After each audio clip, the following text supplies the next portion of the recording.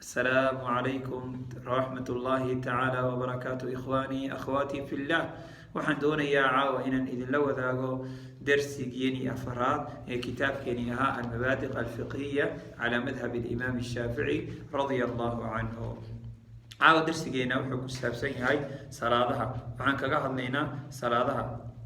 waxaan doonayaa insha allah inaan idinkaga faa'iideeyo oo aan idin soo baahiyo waqtiyada diinteena islaamka ay u cayintay salaadaha in la tukado. salaada waxaan ka bilaabaynaa salaada subax.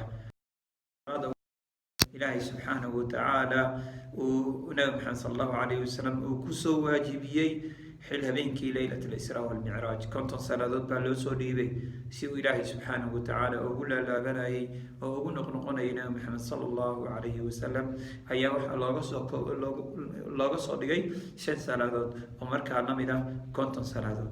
5 salaadood oo ajirka qofka 5 salaadood tukada wuxuu helayaa 50 salaadood ajirka markaa laga helayay ayuu markaa helayaa. marka walaal baarak allahu fiikum, baro xilliga waqtiyada diinta islaamka ee salaadaha u cayintay. waqtiga salaada subax waxa weeye min tuluuci alfajri, waaga marka uu bariyo ama waaga marka uu dilaaco, ilaa tuluuci shamsi, ilaa intay qoraxdu ka soo baxayso. mataa waqti duhur, macnaha waxa weeye intaasi waqtiga salaada subax baa ku jira oo inta uu waaga dilaacayo ilaa intay qoraxdu ka soo baxayso muddada ama waqtigaa waxaa ku jira xilli la tukan karo salaada markaa iyo subax. nabi maxamed sal allahu calayhi wasalam mar la weydiiyey oo la yidhi ayu lacmaali afdal, qaala wuxuu yidhi alsalaatu calaa waqtiha. waxaasoo dhan waxaa kasii fiican salaada oo xilligeeda la tukada. baaraka allahu fiikum. mataa waqti duhur, waqtiga duhurka waa goorma? waqtiga duhurka waxa weeye min zawaali shamsi, qoraxda marka ay bartanka istaagto ama ay dhaafto. fiiri, waqtigeeda wuxuu bilaabanayaa qoraxda markay bartanka dhaafto ilaa an yaziida dilla kulla shayin milahu, ilaa shay kasta uu markaa harkiisii, shaygii iyo harkiisii ay wax ku kala biirayaan ama ay wax ku kala kordhayaan. shaygii iyo harkiisii, haddii harkii markaa uu wax ku kordho, waqtiga salaada duhur ayaa markaa gabagaba ah, waana la dhaafay, waxaana markaa la gelaya waqtiga salaada casir wey. mataa waqti, marka intaa udhaxaysa qoraxda bartanka marka ay kal iilanayso ilaa shaygii iyo harkiisa ay kala badanayaan, intaa waxaa udhexeeya waqtiga maxay ahay salaada duhurka ayaa markaa oo la tukan karaya. oo qofka intaa waxa udhexeeya muddada intaa udhexaysa salaada duhur waa tukan karaa, laakiin waxaa fadli badan in salaada waqtigeeda lagu tukado. mataa waqti alcasri, waqtiga casirka waa goorma? waqtiga casirka waxa weye min khuruuji waqti duhri, waqtiga duhurka marka laga baxo ilaa guruubi shamsi, ilaa intay cadceeda ka dhexayso, ilaa intay cadceeda ka dhacayso.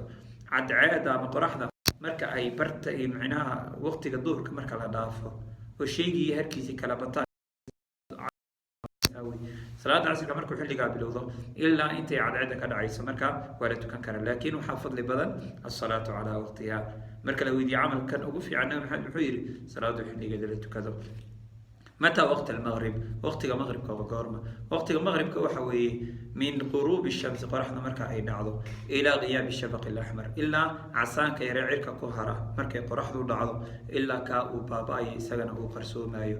intaa salaada maqrib waa la tukan karaa, laakiin waxaa fadli badan alsalaatu calaa waqtiha, salaada waqtigeeda la tukado. mataa waqti quruub, mataa waqti alcishaa, waqtiga cishaha la tukanaya waa goorma? waqtiga cishaha waxaa la tukanaya min qiyaabi shafaqi alaxmar, markuu miiqa ama yaa liidka cirka marka ku haray markay cadceeda dhacday kadib la waayo ilaa intay markaa qoraxdu, ilaa intuu waaga ka dilaacayo, ilaa intuu waaga ka dilaacayo. waaga mar hadduu dilaaco maaha intay cadceeda kasoo baxayso, ilaa intuu waqtiga salaada subax laga gaarayo wey. waqtiga salaada subax marka la gaaro, waqtiga salaad kale ayaa bilaabanaysa. baaraka allahu fiikum. weliba salaada xilliga inta udhexaysa waa la tukan karaa wey, laakiin waxaa fadli badan asalaatu calaa waqtiha, salaada waqtigeeda lagu tukado. baaraka allahu fiikum walaalayaal, waxaan doonayaa sheergaray oo intaad eegtaan ha iska dhaafine walaaladin walaal waxaan ku leeyahay nafteyda iyo naftaadaba waxaan ku waaninaya salaada waa rukniga labaad ee arkaanta islaamka waa waxa ugu horeeya ilaahay subxaanahu watacaala oo naga xisaabin doono maalinta qiyaamo wey marka haddii salaadeenu hagaagto camalkeena intiisa kale waa hagaagaya haddii salaadeena xumaato camalkeena intiisa kale waa xumaanaya baaraka allahu fiikum salaada yaysan dacweynin yaysan eedaynin baaraka allahu fiikum salaada aan ilaalino aan ku dadaalno ilaahay subxaanahu watacaala ajir wanaagsan aan ka dayano sheer garaya walaaladiin la wadaaga baaraka allahu fiikum wajazakum allahu khayra wassalaamu calaykum waraxmat ullaahi wabarakaatuh